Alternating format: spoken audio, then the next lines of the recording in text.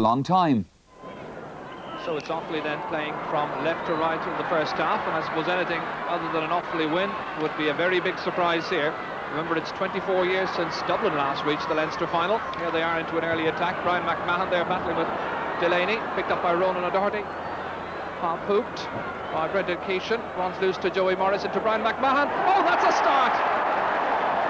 A goal by Brian McMahon after 23 seconds.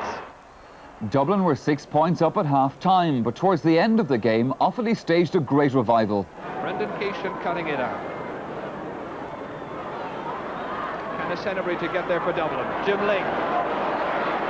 Ball runs loose towards John Tracy, now playing at fullback. Trying to seal some gaps that have been all too apparent in the second half. That pass from Eugene Coughlin to Mark Corrigan has a point written on it, and Mark Corrigan has scored his 6th point in the afternoon.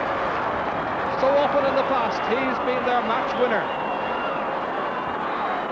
Under 2 minutes to go. So Offaly take that 1 point lead. Looking for a couple more now from Michael Dignan, who's come back in. Oh, that's a smashing point from Dignan.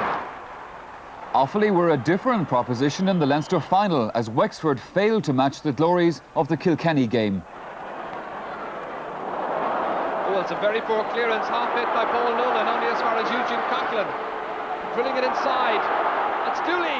Oh, it's a great goal. Joe Dooley, the scorer, with 5 minutes gone. And that's Seamus Fitzhenry leaving it behind to Pat Delaney, who was very persistent at centre forward. George O'Connor, his marker, getting it to the middle of the field to the waiting Michael Dignan of Offaly. Drops low, dangerously so, and it's another goal! Joe Dooley gets a second goal. Yes, Offaly chalking up their 5th Leinster title of the 80s and of course into the All-Ireland semi-final now tomorrow against Galway. Well, I have 2 men with me in studio right now who will be on opposite sides of the camp tomorrow. Brendan Linsky of Galway and Damien Martin, Offaly selector. Brendan, if I may start with you, after all the controversy of the suspension and whatnot, you must be delighted to be back in the Galway team for tomorrow's game. Yes, it's great to be back on the team. I didn't think I would have made the first 15, but obviously I'm delighted.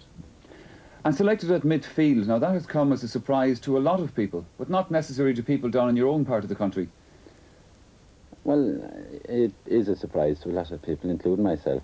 Obviously Joachim will have a handy afternoon tomorrow, but when Steve Mahon wasn't 100% fit, obviously if Steve Mahon was fit and Tony Kilkenny, then I'm quite sure it is on the substitute bench I would be.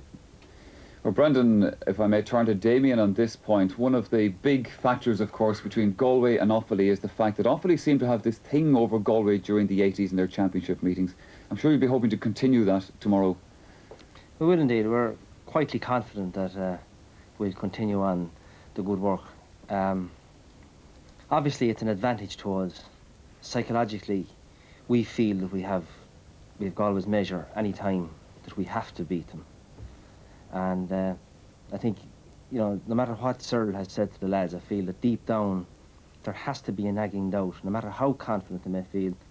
And I'm delighted that the media have Galway installed as firm favourites. But deep down, those guys must have just a little nagging worry. Offaly have been improving very much over the last 12 months again after going through a sort of a bad period. But you were looking in the semi-final against Dublin. We were very lucky against Dublin.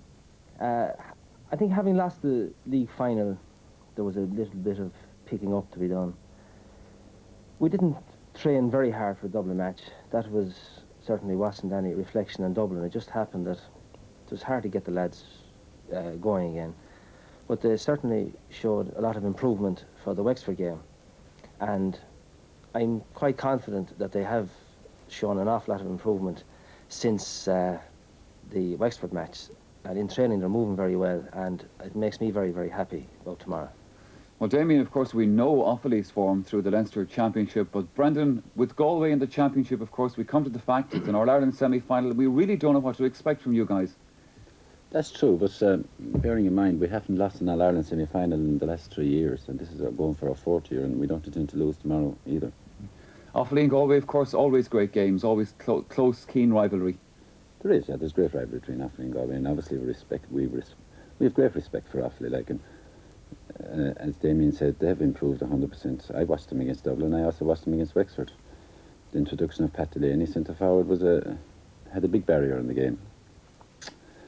Tomorrow's a different game, so we'll just have to wait until 5 o'clock tomorrow evening to see who's going to come out tops. Well, we certainly are looking forward to it. Thanks. Yes, indeed. Well, that's the scene set then for what will surely be a hectic day's activity tomorrow. And don't forget, if you're not actually going along to Croke Park, you can see all of the action live on RTE television. Our coverage begins on RTE